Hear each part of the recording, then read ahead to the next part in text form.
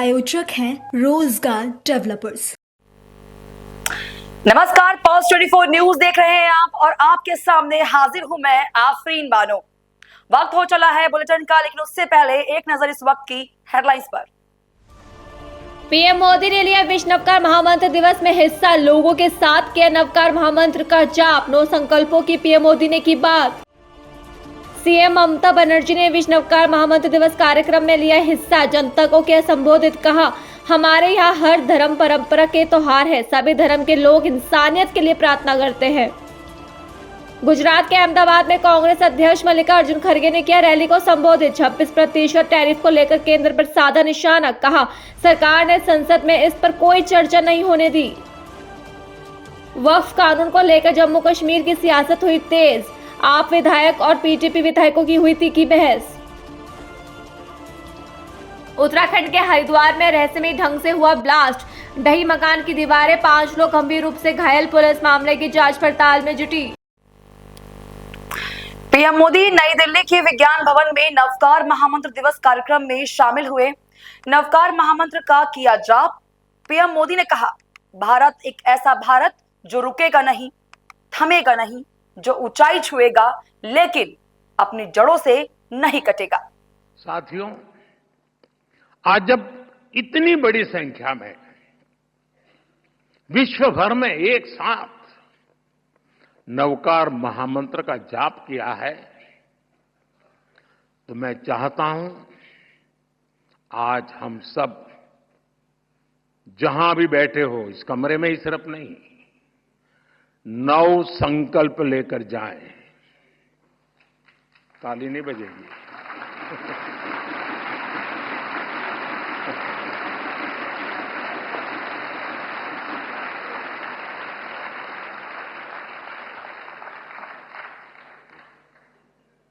क्योंकि आपको लगा कि मुसीबत आ रही है।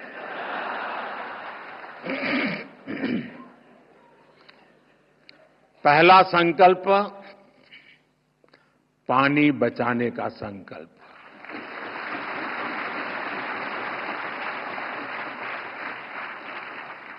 आप में से बहुत सारे साथी महुड़ी यात्रा करने गए होंगे। वहां बुद्धि सागर जी महाराज ने 100 साल पहले एक बात कही थी, वो वहां लिखी हुई है। बुद्धि सागर महाराज जी ने कहा था, पानी किराने की दुकान में बिकेगा। 100 साल पहले कहा। आज हम उस भविष्य को जी रहे हैं। हम किराने की दुकान से पानी पीने के लिए लेते हैं। हमें अब एक एक बूंद की कीमत समझनी है। एक एक बूंद उसे बचाना, ये हमारा कर्तव्य है। दूसरा संकल्प, एक पेड़ मां के नाम।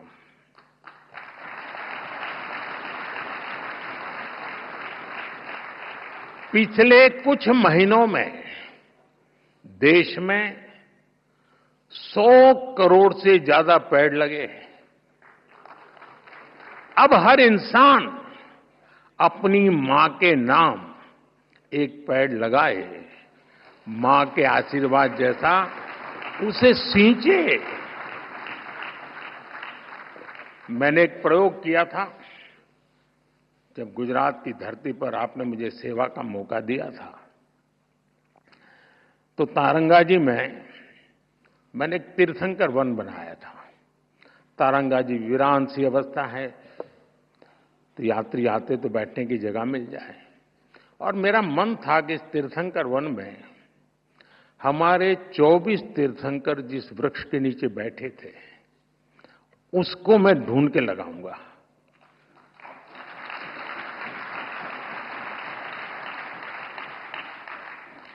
मेरे प्रयासों में कोई कमी नहीं थी, लेकिन दुर्भाग्य से मैं सिर्फ 16 वृक्ष इकट्ठे कर पाया था। 8 वृक्ष मुझे नहीं मिले।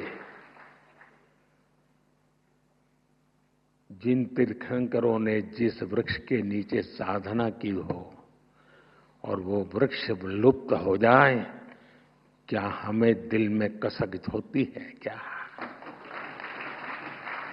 आप भी तय करें। हर तीर्थंकर जिस वृक्ष के नीचे बैठे थे वो वृक्ष में बोऊंगा और मेरी मां के नाम वो पेड़ बोऊंगा। तीसरा संकल्प, स्वच्छता का मिशन।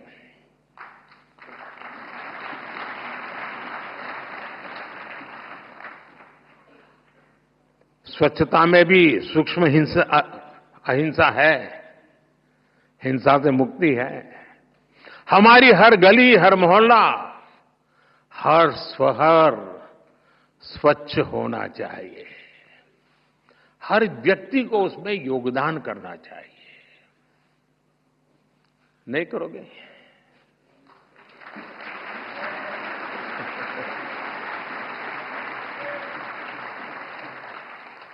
चौथा संकल्प, वोकल फॉर लोकल।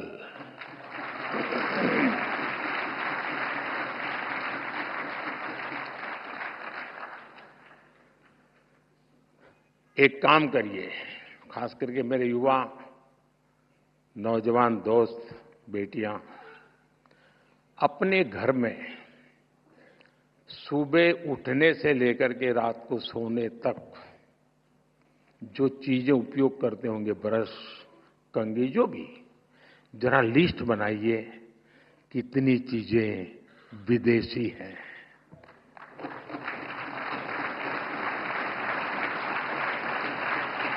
आप स्वयं चौंक जाएंगे कि कैसी कैसी चीजें आपकी जिंदगी में घुस गई है।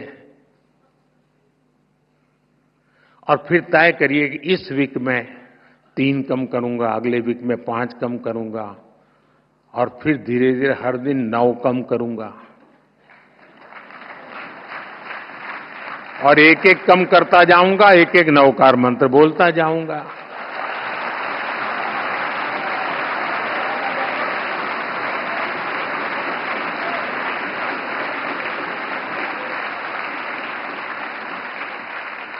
साथियों, जब मैं वोकल फॉर लोकल कहता हूं, जो सामान बना है भारत में, जो बिके भारत में भी और दुनिया भर में, हमें लोकल को ग्लोबल बनाना है।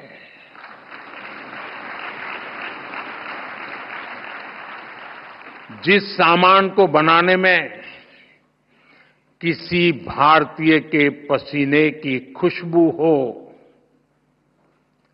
जिस सामान में भारत की मिट्टी की महक हो, हमें उसे खरीदना है और दूसरों को भी प्रेरित करना है।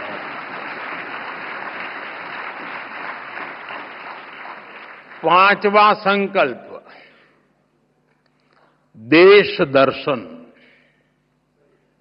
आप दुनिया घूमिए, लेकिन पहले भारत जाने, अपना भारत जाने।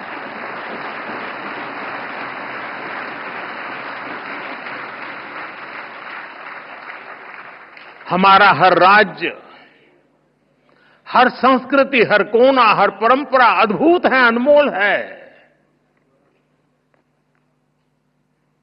इसे देखना चाहिए। और हम नहीं देखेंगे और कहेंगे कि दुनिया देखने के लिए आए, तो क्यों आएगी भाई? अब घर में अपने बच्चों को महात्मा नहीं देंगे तो मोहल्ले में कौन देगा?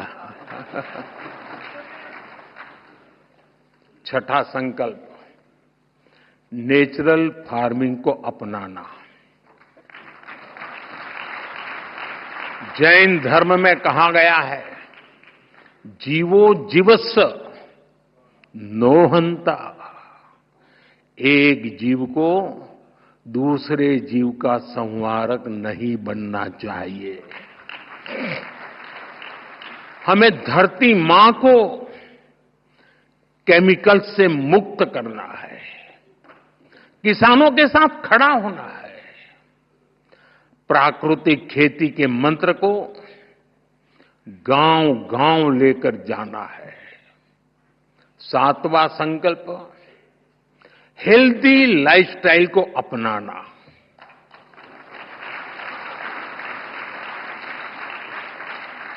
खान-पान में भारतीय परंपरा की वापसी होनी चाहिए। मिलेट्स, श्री अन्न ज्यादा से ज्यादा थालियों में हो और खाने में तेल 10% कम हो ताकि मोटापा दूर रहे।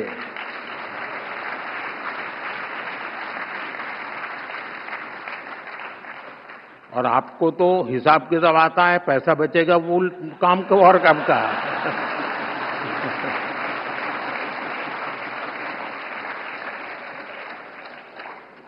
साथियों, जैन परंपरा कहती है, तपेणम तणु मनस होई। तप और संयम से शरीर स्वस्थ और मन शांत होता है। और इसका एक बड़ा माध्यम है योग और खेलकूद। इसलिए 8वां संकल्प है योग और खेल को जीवन में स्थान देना।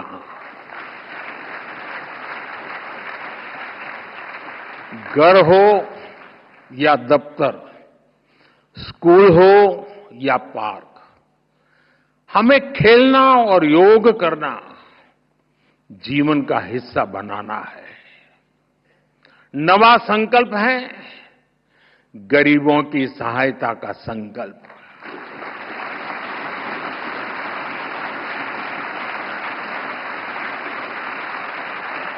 किसी का हाथ थामना, किसी की थाली भरना, यही असली सेवा है। साथियों, इन 9 संकल्पों से हमें नई ऊर्जा मिलेगी, ये मेरी गारंटी है।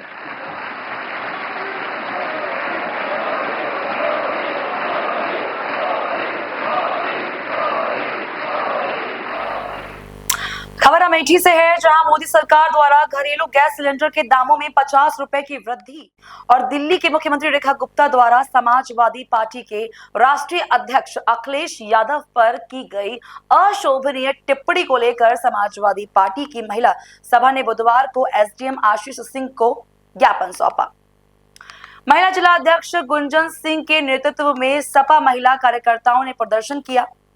बता दें कि इस दौरान उप जिलाधिकारी कार्यालय पहुंचकर महिला कार्यकर्ताओं ने जमकर विरोध प्रदर्शन किया। आपको बता दें, ये विरोध महिलाओं के हाथों में चूल्हा और गैस सिलेंडर पकड़कर किया और केंद्र और राज्य सरकार पर जमकर हमला बोला।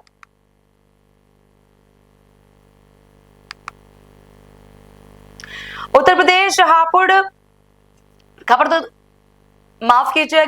उत्तर प्रदेश के हापुड़ से है, जहां थाना संभावली पुलिस ने ब्लाइंड मर्डर का खुलासा किया है।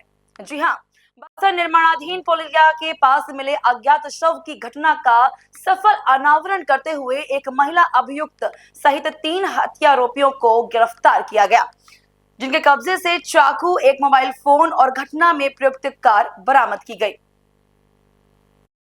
सिंभावली पुलिस द्वारा कितनी गिरफ्तार की गई और क्या बरामदगी की गई? देखिए, सिंभावली पुलिस के द्वारा एक बिल्कुल ब्लाइंड केस, जो अभी ये घटना लगभग 10 दिन पहले हुई थी, उस पर बहुत त्वरित कार्रवाई, बहुत प्रशंसनीय रूप से इसमें कार्रवाई करी है। आपको याद होगा कि बक्सर नहर के पास में एक व्यक्ति का शव मिला था, जिसके गले पर कटे होने के निशान थे और काफ़ी बेरहमी से उसको जो है चाकू से और धारदार हथियार से मारा गया था। ये पूरी तरह से ब्लाइंड केस था। वहाँ पर कोई सीसीटीवी भी नहीं था उस जगह पर, और ये काफ़ी सुनसान वो जगह थी जहाँ पर उसको डाला गया था। पुलिस ने इसमें 4 टीमें गठित करी थी और दिन रात इसमें मेहनत करके 8वें दिन ही इस घटना का खुलासा होने की स्थिति आ गई थी। और आज उस घटना को 10 दिन नहीं हुए हैं, लेकिन इसकी पूरा खुलासा हुआ है। घटना का विवरण इस प्रकार से है कि ये जो मृतक है उसका नाम, ये एक नेपाली व्यक्ति है, नदीम उसका नाम है। पहले ये संतोष के नाम से भी दिल्ली में ये बंद हुआ है। कुछ घटनाओं में इसका दिल्ली पुलिस में भी क्रिमिनल रिकॉर्ड है। ये और ये जो दूसरा परिवार है जिनके द्वारा घटना घटित करी गई है, लोग साथ साथ इनकी मित्रता भी थी, साथ में नशा करते थे, दिल्ली में रहते थे।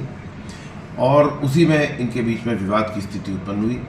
एक पारिवारिक एक महिला है, महिला के साथ संबंध को तथागत रूप से संबंध को लेकर इनके बीच में वैमनस्य हुआ और उसको फुसला करके लाके ये महिला, उसके पति और उसके 2 बेटे और साथ में ये जो 5वां व्यक्ति है, इसकी गाड़ी में ला करके इसकी हत्या इन्होंने कारित करी है।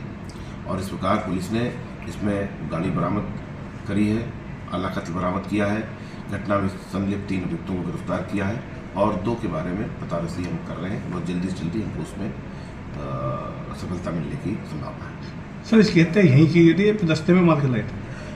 जो साक्ष्य आए हमसे यही पता चल रहा है कि उसको बहला फुसला करके लेके आए थे और यहाँ पे।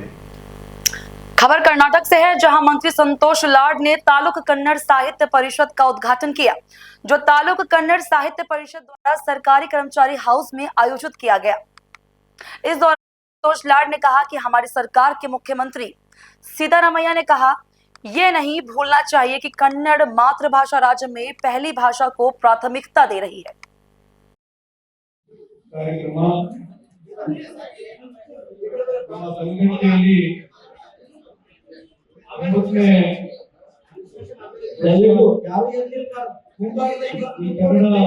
ಸಾಹಿತ್ಯ ಸಮ್ಮೇಳನ ಆಚರಣೆ ಮಾಡ್ತಾ ಇದ್ವಿ. ನಮ್ಮ ಅಲಗಡ್ಡಿ ತಾಲೂಕಿನ ಈ ಒಂದು ಕನ್ನಡ ಸಾಹಿತ್ಯ ಸಮ್ಮೇಳನ ಅಧ್ಯಕ್ಷರಾಗಿರ್ತಕ್ಕಂಥ ಸ್ನೇಹಿತರು, ಯುವಕರಾಗಿರ್ತಕ್ಕಂಥ ರಮೇಶ್ ಅವರು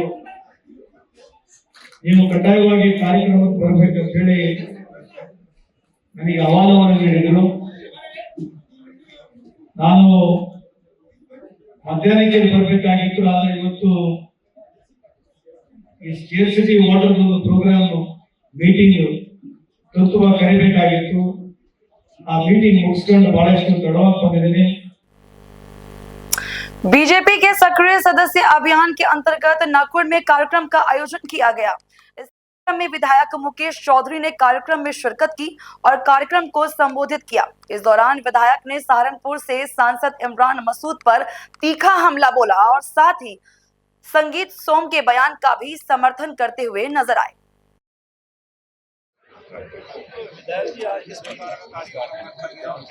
आज पार्टी के सक्रिय सदस्य का सम्मेलन था, जिसमें विधानसभा नकुड़ के सभी सक्रिय सदस्यों ने प्रतिभाग किया और हमारे दिनेश गोयल जी जो विधान परिषद के सदस्य हैं वो मुख्य अतिथि थे कार्यक्रम में, जिला अध्यक्ष जी हमारी पार्टी के। और आज लंबा मंथन पार्टी की अग्रिम कार्य योजना को लेकर किया गया है। विधानसभा के आने वाले 27 के चुनाव के लिए तैयारी के लिए किया गया और हमारी पार्टी का स्थापना दिवस का सप्ताह चल रहा है, उसके विषय में विस्तार से चर्चा इस कार्यक्रम में हुई। विधायक जी, सक्रिय की तरह से आप बीजेपी का कार्यक्रम चल रहा है, लेकिन यहीं पर संगीत सोम का एक बयान है। आपने देखा कि सपा के नेताओं को दौड़ा कर पीटेंगे, क्या कहेंगे? देखिए, वो बयान संगीत भाई ने दिया, कुछ वजह रही होगी, कोई बात होगी। यही सपा के नेता ने किसी हमारी बहन की बेटी के साथ कोई बदतमीजी करी होगी तो उन्होंने कह दिया होगा। नहीं, राणा सांगा के ऊपर तो राणा सांगा जी हमारे देश के महापुरुष, उनके जैसा वीर योद्धा आज तक किसी मां ने न जाना है न जानेगी। जो पार्टी राणा सांगा के विषय में आप शब्द बोल सकते हैं, उस पार्टी का यही हाल होना चाहिए जो पब्लिक कर रही है, जो संगीत सोम कह रहा है। सर, यहाँ पर कुछ मुस्लिम वक्फ बोर्ड का इतना बड़ा फैसला लिया गया और यहाँ पर मुस्लिम समाज भी दिखाई दिया आपके आज इनके। तो मुस्लिम समाज वक्फ बोर्ड के फैसले के साथ है।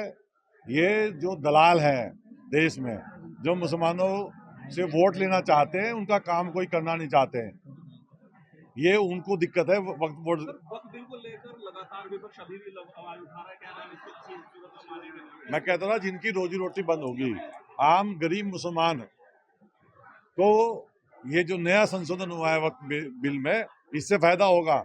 नहीं तो कुछ चंद घराने वक्त की संपत्ति पे कब्जा करे पड़े थे और वही जो है ज्यादा परेशान है।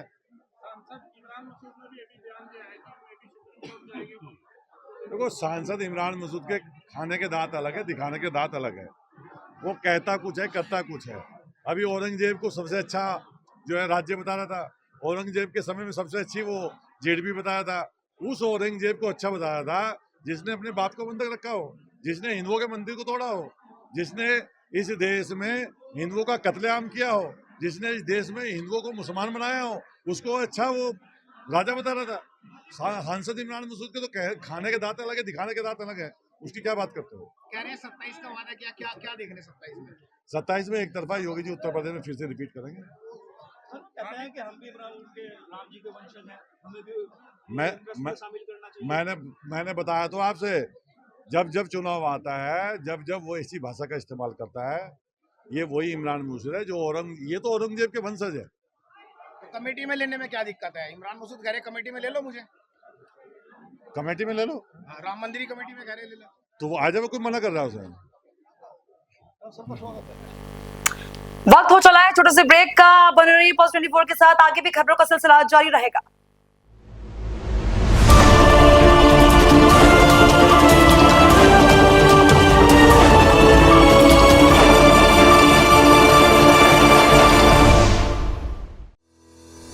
रोजगार डेवलपर्स, अ यूनिट ऑफ रोजगार डेवलपर्स एंड प्राइवेट लिमिटेड। घर वहीं जहां हो आपका भरोसा। पिछले 15 सालों से आपके सपनों का घर हमारी प्रतिबद्धता। रोजगार डेवलपर्स का पता है शिमला बाईपास रोड, गणेशपुर, देहरादून। रोजगार डेवलपर्स से संपर्क करने के लिए अभी डायल कीजिए 9897054026 पर या 8433207910 पर।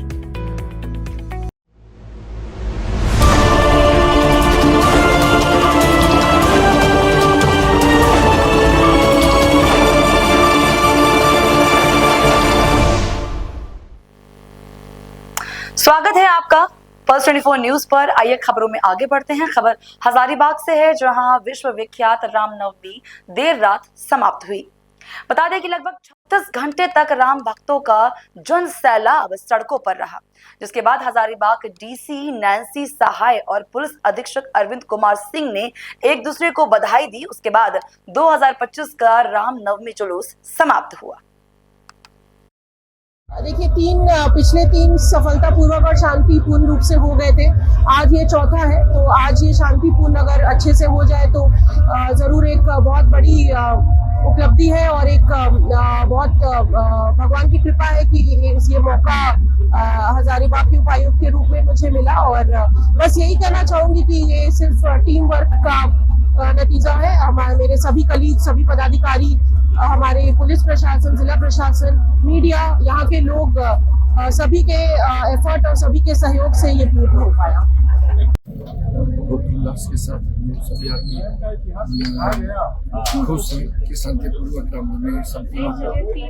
और चूंकि ये टीम वर्क है प्रशासन का, आप लोगों को, मीडिया वालों को भी, यहाँ की जनता को भी बधाई देना चाहता हूँ।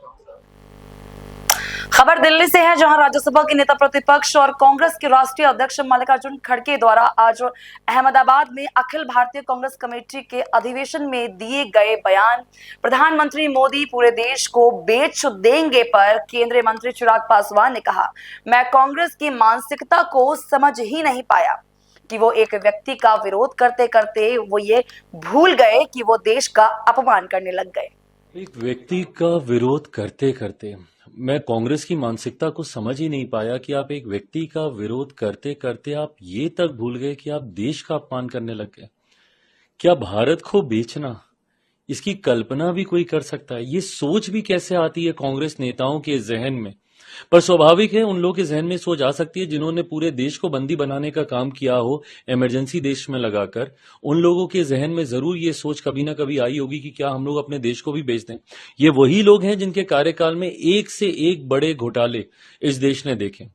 आज देश में एक ऐसा प्रधानमंत्री जिसने न सिर्फ देश में घोटालों पे, भ्रष्टाचार पे नियंत्रण लगाने का काम किया, एक ऐसा प्रधानमंत्री जिन्होंने अंतर्राष्ट्रीय स्तर पर हमारे देश का मान बढ़ाने का काम किया, एक ऐसे प्रधानमंत्री जिन्होंने एक गरीब परिवार से लेकर दुनिया में देश कैसे अपना नाम ऊंचा करे, अंतर्राष्ट्रीय स्तर पर कैसे भारत का सम्मान बढ़े, अंतरिक्ष के माध्यम से कैसे दुनिया में भारत की पहचान बने, हर स्तर पर उस व्यक्ति ने काम करने का काम किया। एक ऐसा व्यक्ति जिसने गांव में महिला के स्वास्थ्य की चिंता करके शौचालय तक की भी सोच रखी, तो वहीं अंतरिक्ष के माध्यम से देश को कैसे सुरक्षित रखा जाए, इसकी भी चिंता उस प्रधानमंत्री ने की। और उनके लिए अब इस तरीके की भाषा का आप इस्तेमाल कर रहे हैं। आदरणीय खड़गे साहब बहुत बड़े हैं और बहुत अनुभवी हैं। उम्र में मुझसे बहुत बड़े हैं, आप कीजिए ना, नीतियों का विरोध कीजिए, बट आप एक व्यक्ति का विरोध करते करते आप देश के साथ आप इस तरीके की भाषा का इस्तेमाल करने लगते हैं, ये कतई उचित नहीं है। आप हमारी सरकार को नीतियों पे घेरिए, आपको जितने सवाल हमारी सरकार से करने हैं, आप कीजिए, आपके पास पूरा हक है, पूरा अधिकार है, पर इस तरीके की भाषा का इस्तेमाल करना हमारे देश के लिए ये कतई उचित नहीं है। मुझे नहीं लगता कि कोई भी भारतीय इस बात को कभी भी स्वीकार करेगा या आपका कभी भी सम्मान करेगा जिस तरीके की भाषा का आपने इस्तेमाल किया देश को बेचने का। ये सोच किसी भारतीय के जहन में नहीं आ सकती। अगर आदरणीय खड़गे साहब अगर ऐसी सोच को भी रख रहे हैं तो कहीं ना कहीं ये चिंता की बात है। बहरहाल मेरे साथ बस इतना ही इस बुलेटिन में। आप देखते रहिए पोस्ट 24 न्यूज। नमस्कार। इस प्रोग्राम के प्रायोजक थे रोजगार डेवलपर्स।